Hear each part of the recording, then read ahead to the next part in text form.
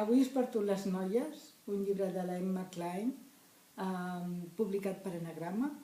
És un llibre és una novel·la que recrea l'assassinat que hi va haver a Califòrnia fa anys a través d'un gurú que era el Charles Manson i una colla que el seguia, que van assassinar a la dona del Polanski, la Sharon Tate, i una sèrie de gent que estaven en aquell moment a la casa.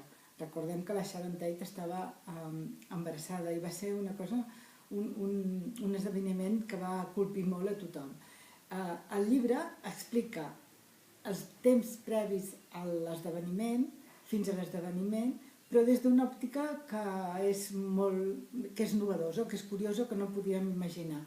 El que m'agrada sobretot d'aquest llibre, la història m'agrada, però sobretot el que m'agrada moltíssim és la manera com té aquesta dona d'utilitzar els adjectius, d'utilitzar les metàfores, les imatges. Per exemple, diu, l'aire estava caramelitzat de silenci. Em trobo fantàstic i ho fa servir aquest tipus d'expressions molt sovint. Diu, felicitat perversa. El pànic ja em dislocava la veu.